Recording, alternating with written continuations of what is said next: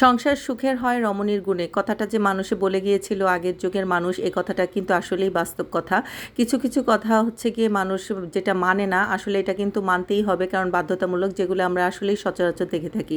তো একটা গৃহিণী আর যদি চরিত্র ভালো থাকে, সব দিকে ঠিকঠাক থাকে, একটা সংসার করার মন মানসিকতা থাকে, তাহলে কিন্তু সে যত কষ্টই হোক না কেন সে কিন্তু সংসার করেই যাবে। তার হাজব্যান্ড যদি খারাপ হয় তারপরেও কিন্তু সে সংসার করে যাবে।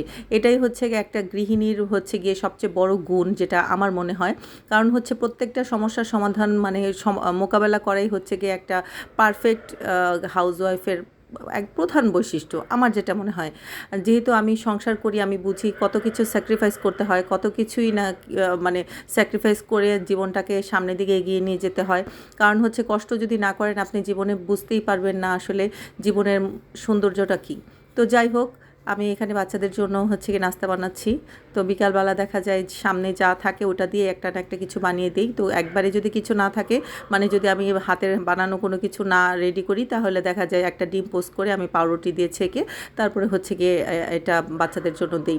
তো মাঝে মধ্যে দেখা যায় দুধ আর পাউরুটিও দেওয়া হয়। তো যখন যেটা মানে হয় এক এক দিন এক একটা জিনিস দেওয়ার চেষ্টা করি, যেহেতু বাচ্চারা একই জিনিস পছন্দ করে না। আর যেহেতু বাসায় প্রচুর পরিমাণ আম ছিল, তো আম তো প্রতিদিনই আমাদের মানে খাবারের সাথে তালিকায় যুক্ত হয়ে থাকে যদি আমার বাসায় ফ্রিজে আম থাকে। তো যাই হোক, আমগুলো কেটে নিয়েছি। আর অবশ্যই এই আঠিগুলো আমি খাবো, আঠি আমার খুবই পছন্দ, এটা অনেক আগে থেকেই, আর আগের ভিডিওতে আমি বলেছিলাম। তো বাচ্চাদেরকে নাস্তা রেডি করে দিলাম। তো এটা হচ্ছে কি ওরা খেয়ে তারপর পড়তে বসবে। আর পড়ার কথা কি বলবো, আমার বাচ্চা দুইটা, একজন ক্লাস 6-এ পড়ে, একজন 7-এ পড়ে। তাদের পড়াশোনার অবস্থা দেখলে আপনারা নিজেরাই হাসতে হাসতে মানে মানে কি বলবো, আমি নিজেরই হাসি পায়। বাচ্চারা যখন আমাকে বইয়ের মধ্যে মন্তব্য লিখতে বলে যে আম্মু মন্তব্য লিখে দাও, তখন আমি জিজ্ঞাসা করি যে কিসের মন্তব্য লিখবো, তখন বলে যে আম্মু ভাত রান্না করেছি এটা ভালো হয়েছে কিনা, ডাল ভর্তা করেছি এটা ভালো হয়েছে কিনা, এটার মন্তব্য। আপনারাই বলেন এগুলো কি পড়াশোনার মধ্যে পড়ে? তো মেয়ের জন্য হচ্ছে কি নুডলস বসিয়েছি, আর যেহেতু আমার আম খাচ্ছিলাম তো মেয়েকে একটু মুখে আম দিয়েছি।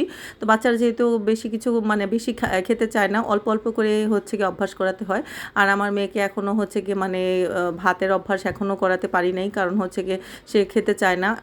এক নলা দুই নলা খাওয়ার পরে আর খায় না, যার কারণে ওর পেটটা ভরে না, যার কারণে আমি হচ্ছে গিয়ে এখনও ভাতের অভ্যাস করিনি।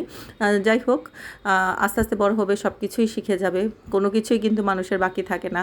যখন আমার মেয়ে হাঁটতে পারতো না তখন চিন্তা করতাম কবে হাঁটতে পারবে, তো দেখলাম যে 7 দিনের ভিতরে হাঁটা শিখে গিয়েছে, যখন তার 1 বছর বয়স।